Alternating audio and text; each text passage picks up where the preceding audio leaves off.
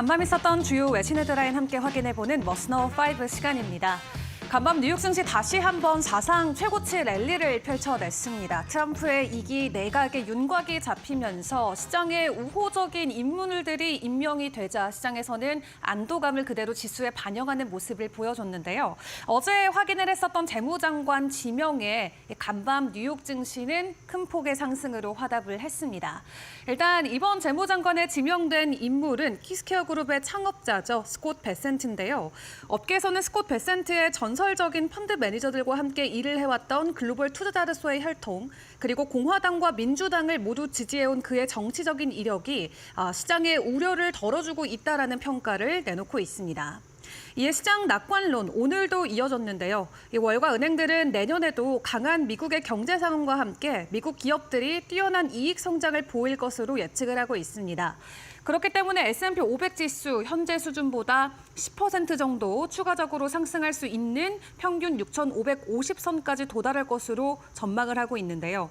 실제로 현재 미국의 경제 지표들은 경제 침체와는 거리가 먼 상황이죠. 일자리 같은 경우는 여전히 전년 대비 계속해서 증가폭을 보이고 있고 달러 같은 경우도 강력한 수준을 계속해서 유지하고 있습니다. 또 여기에 미국의 국내 총생산 같은 경우 연말 분기에는 2.6%의 성장이 예상되고 있는 상황이고요. 또 최근 소형주 중심의 러셀 2000 지수 또한 고점을 높이면서 사상 최고치를 경신해가고 있습니다. 도널드 트럼프 2기 행정부 출범을 앞두고 그가 공약으로 내세운 감세 정책이 기업들, 특히 중소형 기업들에게는 우호적인 환경을 만들어줄 것이라는 기대감으로 작용된 것으로 풀이가 되고 있습니다. 지난 5월 미국 대선 이후 러셀 지수 같은 경우는 8% 넘게 오르면서 말 그대로 뜨거운 시장이 계속해서 이어지고 있는 상황인데 내년까지의 낙관론이 계속해서 이어지고 있는 만큼 매일매일 나오는 이슈들 저희와 잘 점검해 보시길 바라겠습니다. 자, 그런 가운데 간밤 미국 증시 안에서 반도체 시장에 서로 엇갈린 모습들이 나왔습니다. 엔비디아는 내리고 인텔은 오르는 모습을 보였는데요. 반도체법과 관련된 이 이슈로 인해서 양 지수가 서로 엇갈렸다라고 생각을 해볼 수가 있겠습니다. 먼저 엔비디아 쪽부터 점검을 해보도록 할 텐데 간밤 엔비디아 추가적인 지수 하락이 나왔죠. 미국 정부가 중국을 겨냥해서 새로운 반도체 관련 수출 제한 조처를 조만간 발표할 것으로 알려지면서 이 AI 칩 선두주자인 엔비디아의 주가가 큰 폭의 하락을 보였습니다. 새롭게 발표될 반도체 수출 제한에는 추가 규제 도입으로 중국 반도체 기업 최다 200곳이 무역 제한 목록에 추가될 전망인데요. 이 무역 제한 목록에 등재되면 미국 기업들은 이들과의 거래가 차단되게 됩니다. 또 이와 함께 내달에는 인공지능 반도체 수출 제한 조치의 하나로 고대역폭 메모리의 중국향 선적을 제한하는 또 다른 규제가 발표될 것으로 알려져 있기도 하고요. 미국 정부가 추가 제재를 하게 되면 AI 칩 시장의 80% 이상을 차지하고 있는 엔비디아가 가장 큰 영향을 받을 수 있는 만큼 시장은 선제적으로 우려감을 주가에 반영시키는 모습이 나왔고요. 그런 한편 반도체 제조업체인 인텔 같은 경우는 반도체법 지원금 협상 소식에 간밤 주가가 추가적인 상승을 보였습니다. 인텔은 미국 상무부와 반도체법에 따른 80억 달러 규모의 지원금을 최종 조율 중인 것으로 알려졌는데요. 해당 지원금은 반도체 제조와 기술 개발을 지원하는 정부 프로그램의 일환으로 인텔의 생산 능력 확대와 시장 경쟁력 강화에 기여할 전망입니다. 이번 협상이 성사되면 인텔은 반도체법을 통해 가장 큰 지원을 받는 기업 중 하나로 자리 잡을 가능성이 크고요. 이에 따라서 투자자들은 인텔의 장기 성장 가능성에 대한 기대감을 높이고 있는 모습입니다. 미국 정부는 계속해서 반도체 산업 육성을 위해서 대규모 지원 정책을 추진을 하고 있는데 장기적으로 봤을 때는 반도체 관련 종목들에게 긍정적인 영향을 미칠 것으로 보여지고 있죠. 대중 수출과 관련해서 엔비디아는 간밤 하락세를 그리고 반도체법 지원금과 관련해서 인텔은 간밤 오름폭을 보였던 하루였습니다. 자, 테슬라 쪽의 이슈도 같이 점검을 해보도록 하겠습니다. 최근 큰 이슈들이 나오고 있진 않은 가운데 일단 트럼프 트레이드가 숨고르게 들어가며 테슬라 연일 주가 하락세가 이어지고 있는 분위기인데요. 그런 가운데 시장에서 테슬라를 향한 긍정적인 전망은 이어지고 있는 상황입니다. 오는 2030년까지 차량 공유 시장에서 테슬라의 비중이 30%를 차지할 수 있다라는 전망치가 나왔는데 구체적인 내용 확인을 해보도록 하겠습니다. 일단 사이버캣과 관련해서 앞으로 이 시장의 기대감이 계속해서 커지고 있는 분위기죠. 트럼프 인수위가 대대적인 자율주행 규제 프레임 준비에 나서면서 미국의 자율주행 자동차 생산과 보급이 가속화될 것이라는 기대감이 커지고 있습니다. 그렇기 때문에 최근 대선 이후에 테슬라가 강력한 주가 랠리를 보였다라고 시장은 풀이를 하고 있는데 여기에 사이버캡의 출시 이후 테슬라의 긍정적인 이 실적 개선이 계속해서 전망이 되고 있습니다. 테슬라는 자산 경량화 그리고 자산 중량화라는 두 가지 모델을 자유롭게 선택하면서 강력하게 시장 지위를 확보할 것으로 보인다라는 이 월가의 전망치들이 나오고 있는데요. 만약 테슬라가 우버나 리프트와 같이 차량을 보유하지 않는 자산 경량화 모델을 선택할 경우 오는 2030년까지 테슬라는 차량 공유 시장의 30%를 차지할 수 있을 것이라면서 테슬라 영업이익이 40% 정도는 자율주행 사업에서 나올 것이라는 주장도 있습니다. 반대로 알파벳이나 웨이모와 같이 차량을 직접 보유하는 자산 중량화 모델을 선택하면 영업이익은 현 수준에서 62% 증가하는 효과가 예상된다는 언급도 나왔고요.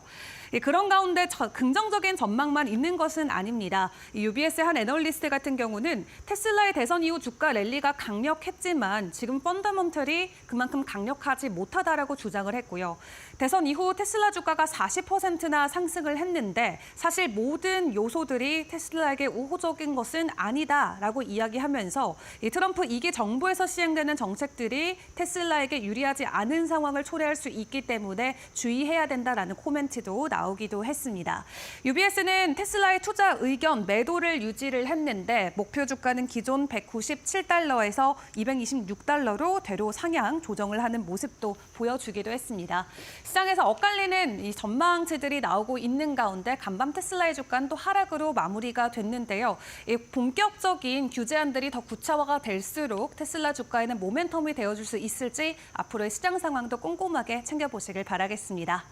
자, 그리고 간밤 지정학적 리스크와 관련된 이슈 중에서 또 새롭게 업데이트된 부분이 나왔죠. 이스라엘과 헤즈볼라의 휴전 협상 가능성, 특히 원칙적인 합의가 이미 나왔다라는 속보가 될 것 같습니다.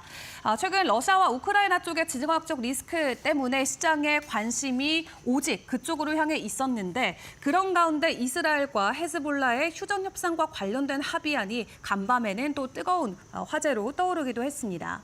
이 외식 소식통에 따르면 네타냐후 이스라엘 총리가 이 안보 담당 관리들과 논의한 이후로 레바논 무장정파 헤즈볼라와 휴전하는 방안을 승인하기로 했다면서 이스라엘 안보 내각이 합의를 승인할 것으로 기대한다고 밝혔습니다. 다만 휴전 협상 타결과 관련해서는 불확실성이 아직까지도 남아 있기 때문에 마지막 순간까지 집중해서 이슈 점검을 해보셔야 될 것 같고요. 일단 이스라엘과 헤즈볼라 간 휴전 협정은 양측이 60일간의 적대 행위를 중단하고 이를 통해서 지속적인 휴전의 기반을 마련하는 것을 목표로 하고 있습니다. 헤즈볼라군이 레바논 남부 리타니강 이남에서 철수하고 이스라엘군도 레바논 남부에서 빠져나가서 완충지대를 만드는 것이 이번 휴전 협상의 핵심 내용이 될 것 같고요. 양측의 이행 상황과 위반 여부를 모니터링하는 미국 주도의 감시위원회 활동도 포함되어 있는 것으로 전해졌습니다. 일단 이러한 휴전호는 미국 역시 지지하는 방안이기는 합니다만 최종적으로 확정된 것은 아니기 때문에 일단은 경계심을 가지고 계속해서 지켜볼 필요가 있겠고요. 휴전안과 관련된 표결은 오는 26일에 최종적으로 발표가 날 예정인데요. 일단 해당 소식에 간밤 국제유가는 큰 폭의 하락을 보이기도 했습니다. 당분간의 변동성 주의를 해보시면서 마지막으로 암호화폐 시장도 같이 점검을 해보시죠. 비트코인 10만 달러라는 큰 이정표를 앞두고 추가 상승을 하지 못한 채 지속적인 횡보 흐름이 이어지고 있습니다. 뉴욕 시간 기준으로는 9만 5천 달러 선까지 다시 한번 가격 되돌림이 나오기도 했는데요. 그럼에도 불구하고 비트코인의 큰 손으로 불리우는 마이크로스트래티지의 마이클 세일러는 지난 한 주 동안 또 비트코인을 추가 매수한 것으로 확인이 됐습니다. 그 전주에도 5만 개 정도의 비트코인을 매집을 했는데 지난 한 주 동안도 5만 5천 개가 넘는 비트코인을 매집하면서 평균적으로 9만 7천 달러 선의 비트코인을 매수한 게 확인이 됐는데요. 보통 큰 손들이 비트코인을 매수하는 평균 단가가 시장에서는 심리적인 지지선으로 작용이 되기 때문에 9만 7천 달러에 5만 개를 추가적으로 우회적으로 매수한 마이크로 스트래티지 덕분에 비트코인의 심리적인 지지선도 계속해서 올라가고 있는 모습입니다. 현재 상장되어 있는 기업 중에는 가장 많은 비트코인을 들고 있는 게 바로 마이크로 스트래티지가 되겠죠. 그러다 보니까 월가에서도 그 주식에 대한 긍정적인 평가를 계속해서 이어가고 있는 상황인데요. 목표 주가를 2배 이상이나 높여서 잡는 월가의 증권가들도 나오고 있는 만큼 비트코인의 직접적인 투자뿐만 아니라 비트코인과 관련된 주식에 우회적으로 투자하는 투자자들의 투심도 계속해서 올라가고 있는 모습을 보여주고 있는 것 같습니다. 지금까지 머스노 5 시간이었습니다.